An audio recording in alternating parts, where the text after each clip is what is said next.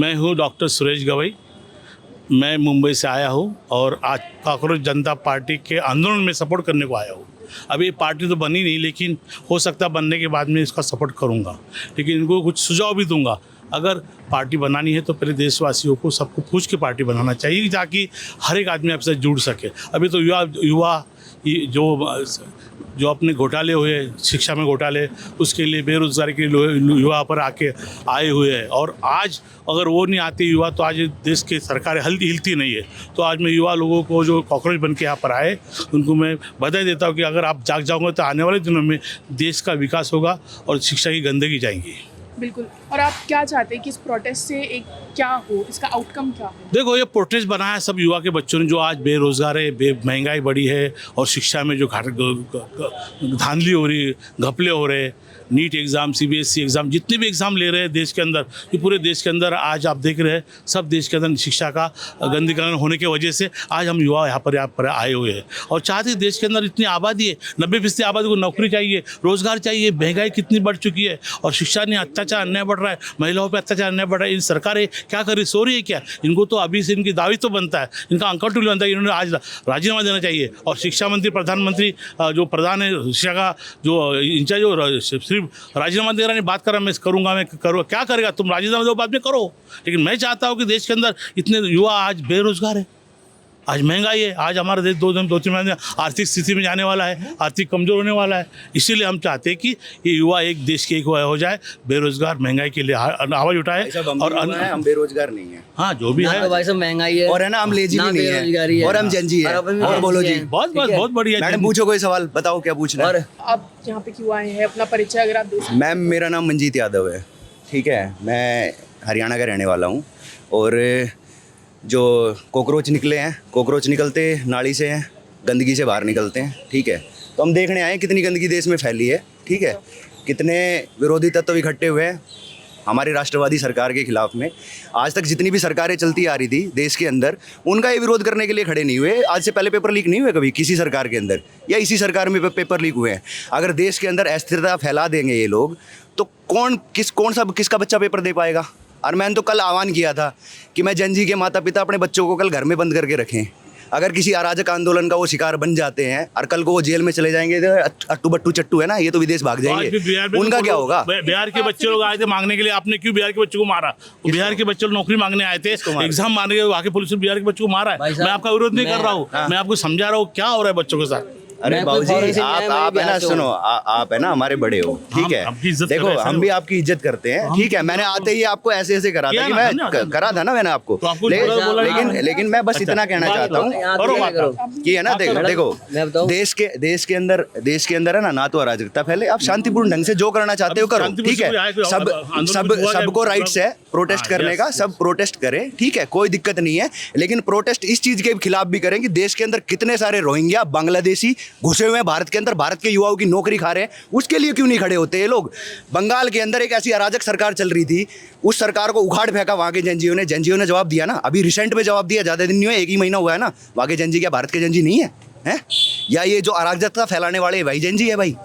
तो सर, मैं आपसे पूछना चाहूँगी कि ये तो अच्छी बात है ना कि हम समझते हैं कि पहले जब पेपर लीक हुआ तब किसी को समझा नहीं और कभी किसी ने प्रोटेस्ट नहीं किया, तो अब कर रहे हैं, तो ये तो अच्छी बात है ना कि पेपर लीक के अगेंस्ट प्रोटेस्ट चल रहा है। मैम देखो, ऐसा है, प्रोटेस्ट करने के लिए मैंने मना नहीं किया, करो, सबको आज़ादी है। लेकिन देश के अंदर ऐसा माहौल क्रिएट करने की कोशिश मत करो। इनके भाई साहबों के कुछ बंदे बयान दे रहे थे, स्प्रे ले आना, लाठी डंडे ले आना, हम ये कर देंगे वो कर देंगे। आज सुबह मैंने 2 बजे से इनको देखना शुरू करा, उसके बाद में फूल ले आना, तिरंगा ले आना, क्योंकि इनकी फील्डिंग बैठ चुकी थी। NIA, CBI सब लगी हुई थी, ठीक है ना। सबको पता था कि ये अगर अराजक होंगे तो इनका क्या हाल होने वाला है। और माता पिता भी जागरूक है जनजी के, बहुत कम आए हैं, इनसे ज़्यादा तो मीडिया वाले हैं, ठीक है, आ ही नहीं पाए हैं। 2 करोड़ लोग फॉलो कर रहे हैं, 2,500 लोग तो होने थे यहाँ पे। 2 करोड़ लोग कहाँ के हैं मान सकते हैं हम? विदेशी लोग फॉलो कर रहे हैं, विदेशी लोगों के फॉलोवर वहाँ बढ़ा के ये भारत में चुनाव लड़ लेंगे क्या, या भारत में कोई मुहिम चला लेंगे?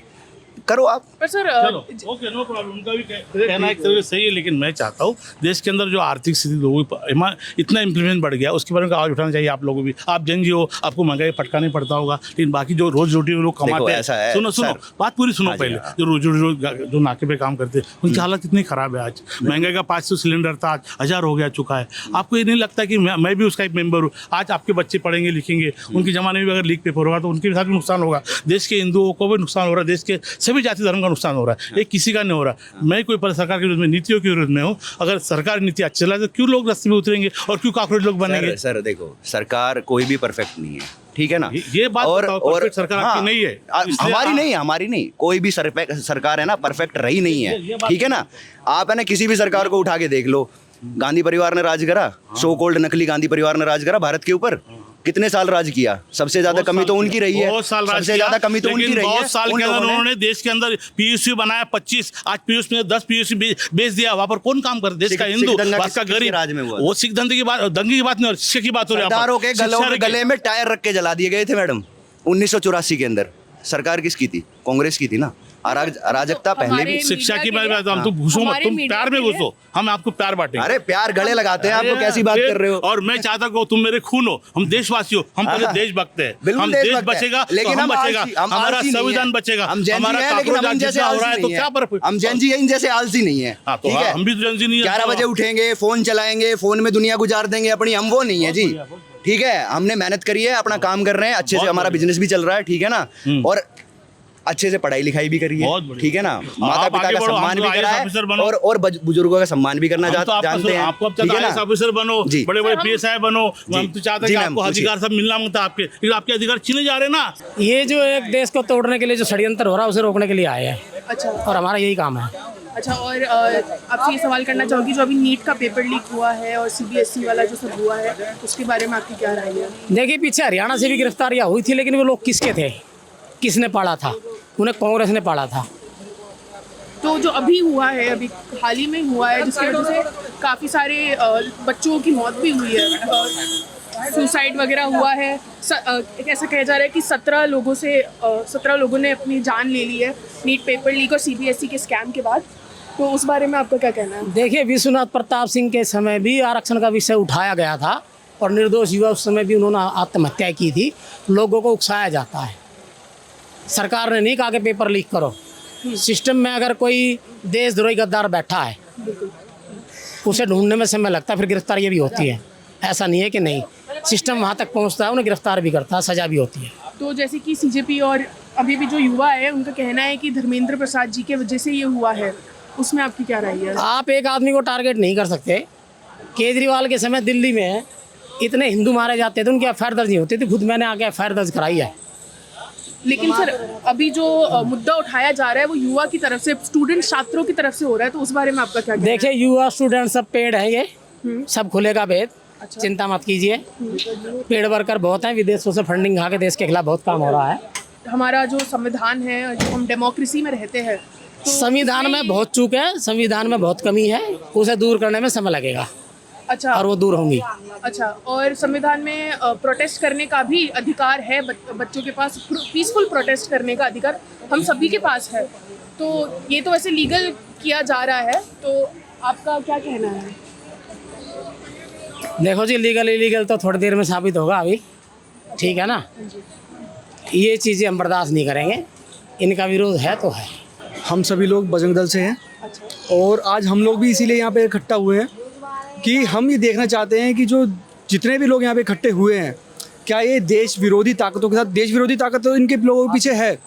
अगर इन लोगों ने किसी भी तरीके की अभद्र भाषा का प्रयोग किया या कोई भी भारत के खिलाफ टिप्पणी करी, तो इनको यहीं पे हम किसी भी प्रशासन का या किसी भी नेता का इंतज़ार नहीं करेंगे या किसी भी न्यायालय का इंतज़ार नहीं करेंगे कि इनकी कोई न्यायालय इनका वो फैसला लेगा। फैसला यहीं पे होगा। अच्छा, और ऐसा कहा जा रहा है, सीजेपी ने भी अपनी तरफ से बोला है कि सब सिर्फ बच्चे और युवा आ रही है। नहीं आए, सबका स्वतंत्र है, सब लोग लोकतांत्रिक देश है, सब लोग स्वतंत्र हैं अपना अपना धरना प्रदर्शन करने के लिए, सब लोग स्वतंत्र हैं। हम लोग भी स्वतंत्र हैं। हम लोग किसी भी तरह का कोई यहाँ पे उपद्रव नहीं करेंगे। अगर सामने से उपद्रव नहीं हुआ, हमारी तरफ से भी शांतिपूर्वक ही सब कुछ रहेगा। इंडिया एक डेमोक्रेटिक कंट्री है, सबको अपना अधिकार है बात रखने का, सबको अधिकार है अपनी अपनी बात, अपनी सोच सब कुछ रखने की, आप पूरा स्वतंत्र हो। लेकिन जहाँ अगर आप नारे लगाते हो, anti slogan, anti national, Bharat के विरुद्ध लगाते हो, किसी हिंदू धर्म के, किसी अन्य धर्म के विरुद्ध लगाते हो, तो हमारे लेटर हम तैयार रख के लाए हैं पूरा तैयारी के साथ, क्योंकि हम अपनी आस्थाओं का ठेस पहुंचाने किसी को नहीं देंगे। हमें भी पूरा आर्टिकल 25 हमें पूरा अधिकार देता है कि हम अपने धर्म के खिलाफ किसी ने कोई बोल सकता है ना, आप किसी को हम सुन सकते हैं। जी है। और जो अभी नीट पेपर लीक हुआ जिसके वजह से ये प्रोटेस्ट किया गया है, वो गलत है, बिल्कुल हम वो गलत है कि वो रिजाइन दे। धर्मेंद्र प्रधान का रिजाइन हो, हम लोग भी चाहते हैं, कोई दिक्कत नहीं है। अगर यहाँ पे केवल ये धर्मेंद्र प्रधान जी के रिजाइन के लिए बात होगी तो हम बिल्कुल सपोर्ट करेंगे उनको। लेकिन अगर वो प्रोटेस्ट धर्मेंद्र प्रधान के रिजाइन से शिफ्ट हो गया एंटी इंडिया के ऊपर, अगर स्लोगन लगे जैसे जामिया में लगता है भारत तेरे टुकड़े होंगे, ये होगा वो होगा, तो फिर उनको बिल्कुल नहीं बख्शा जाएगा, क्योंकि अगर भारत तेरे टुकड़े होंगे ऐसे नारों से किसी का खून नहीं खोलता, तो उसको अपने अंदर के जागीर से पूछना पड़ेगा कि भाई वो इस देश का नागरिक है कि नहीं है।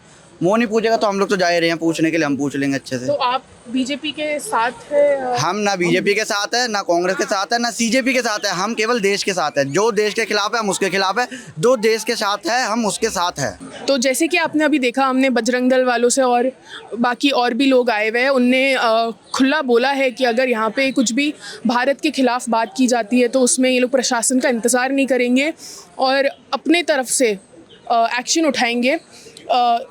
यहाँ पे और बाकी शास्त्र वगैरह भी, उन्होंने खुद बोला है कि वो चाहते हैं कि धर्मेंद्र जी रिज़ाइन डालें, और उन्होंने ये भी कहा है कि वो किसी पार्टी के साथ एफिलिएटेड नहीं है और वो अपने हिसाब से अकेले आए हैं, वो खुद भी छात्र है। देखते हैं आगे क्या होता है। उनने खुला ऐसा बोला है कि फ़िल्म चलेगी यहाँ पर, हमारे और भी लोग आ रहे हैं, तो देखते हैं आगे क्या होता है। ये पीसफुल प्रोटेस्ट एक वायलेंट बनता है या नहीं।